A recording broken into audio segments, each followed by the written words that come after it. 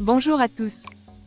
Aujourd'hui, nous allons analyser comment les élites du Parti communiste chinois parviennent à survivre et à prospérer dans une société de concurrence féroce. Nous explorerons également les leçons que l'Afrique peut en tirer pour réussir dans un environnement économique et politique exigeant. La société compétitive du Parti communiste chinois. La Chine est un pays où la compétition, tant sur le plan politique qu'économique, est extrêmement forte. Les hauts dirigeants du Parti communiste chinois sont sélectionnés après des épreuves rigoureuses et vivent dans un environnement où l'échec est impensable. Dans cette société, le statut social, le succès économique et l'influence politique sont les plus grands objectifs. Pourquoi la concurrence est-elle si féroce? En Chine, le Parti communiste détient un pouvoir absolu, et la compétition pour obtenir des postes politiques est intense. La promotion au sein du parti dépend principalement de l'adhésion stricte à ses lignes directrices, tandis que l'expression d'opinion indépendante est généralement évitée. Dans cette société de compétition, l'échec est souvent perçu comme une fatalité. Surtout au sein du parti, accumuler des échecs peut sérieusement entraver une promotion et, dans certains cas, entraîner la fin d'une carrière politique. Cela résulte d'un système d'évaluation basé sur une recherche excessive de résultats. Les membres du parti sont constamment surveillés. Dans le monde politique, il est impossible d'échapper aux regards internes et externes. La moindre erreur ou malversation peut se transformer en un gros problème, et dans le pire des cas, cela peut entraîner une perte de réputation. Dans un tel environnement, la capacité d'autogestion est cruciale. Le Parti communiste chinois considère que le succès de l'individu est directement lié au succès de l'organisation.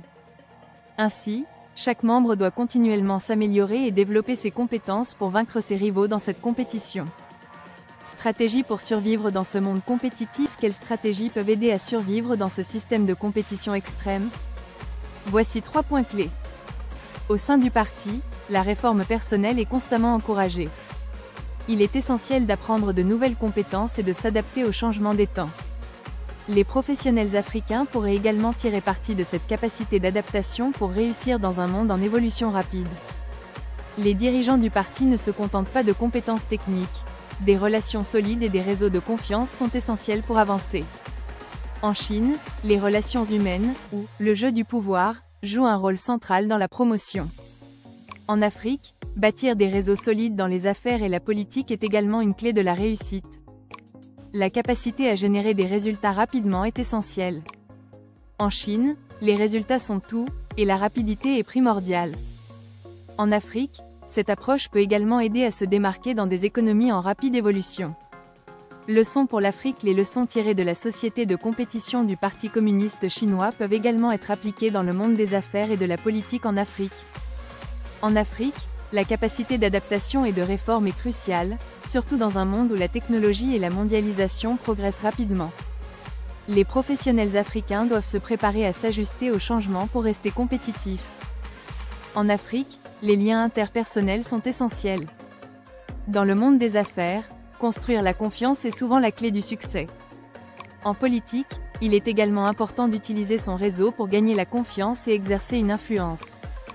Il est nécessaire d'avoir une mentalité de compétition et de méritocratie dans les affaires africaines. En tant que leader, il est essentiel de produire des résultats concrets et de mettre en place des stratégies efficaces pour réussir.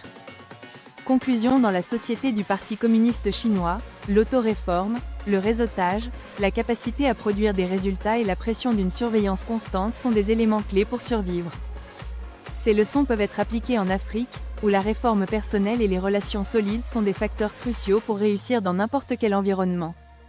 Si vous avez trouvé cette vidéo utile, n'oubliez pas de liker et de vous abonner à la chaîne. Restez à l'écoute pour plus d'analyses approfondies sur les affaires et la politique.